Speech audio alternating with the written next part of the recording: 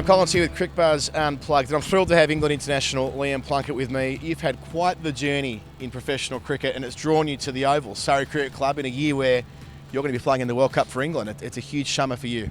Yeah, it is. Obviously, it starts now, this week with Surrey. It's the first time that all the guys have been together, and I'm meeting some of them for the first time.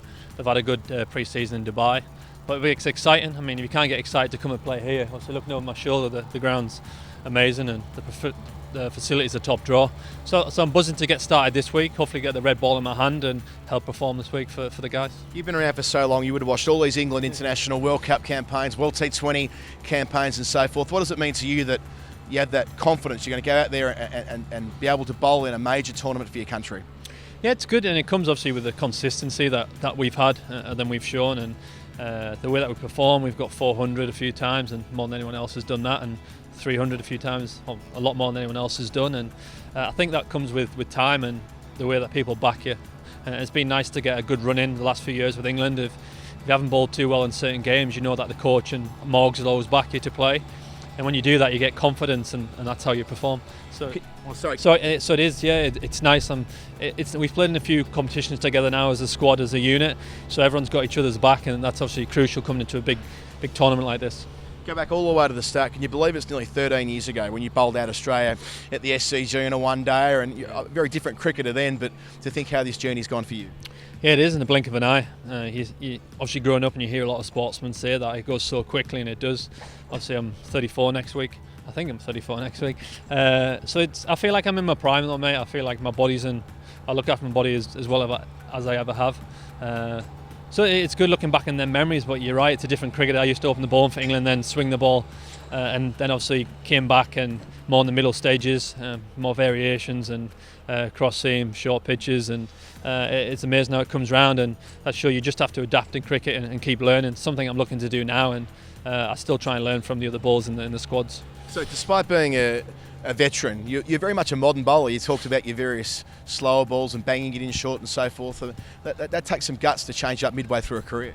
Yeah, I think at that point that wasn't working for me. I had some problems with my action when I was trying to swing it, and obviously when I was struggling, I wasn't taking the ball away from the right hand as well as I wanted. And then I went and played for Dolphins, and Sean Pollock said the in-swing is just as dangerous as the away swing, and I just worked with that, and confidence came back, and then you keep picking up different stuff. And I feel like if you try to be the same cricketer, then you won't go too far. I mean, I can imagine that even Glenn McGrath looked like he was doing the same thing, but he would have tinkered with his action, would have tinkered with his run-up as he went through, and the best balls in the world, you have to adapt, and that's how you get better and you become a better cricketer.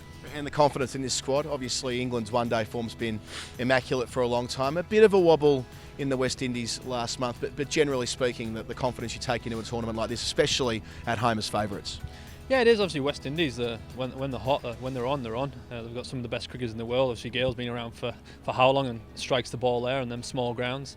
So they're a good, tough team to play against. They've got better as well since we played them a few years. Their squads come together.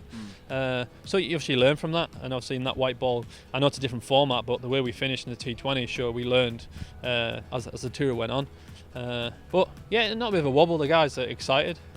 It's another tour we've performed in certain games, and you take that confidence across, and we'll start with that one-day series here in Pakistan. So you see Australia are back. It's hard to refute that, given how well they've gone in the last few weeks. India are always there, aren't they, as well? Would you consider those as the two big sides you're going to have to overcome, not only in the group stage, but maybe in the final four as well?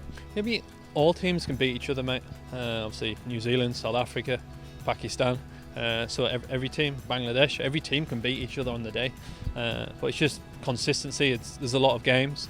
But you're right, Australia, they've always had a strong squad, and obviously they've come together now, they're performing. They just had a good series win out there in Dubai, right?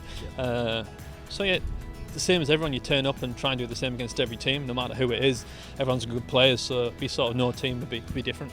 And in terms of the Indian side, so much pressure on them whenever they come to a global tournament. Bowling to a player like Kohli, how do you get yourself into that mindset, knowing the array of shots he has to combat you? It's the same thing. You believe that every ball you can get him out.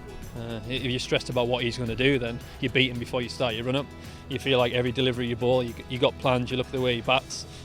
It might not work, but you also believe that you can bowl a magical delivery, or you your ball to how your strength is. You put your fielders where you want to put them, and hopefully that gets them out. But you still believe you can get them out every ball.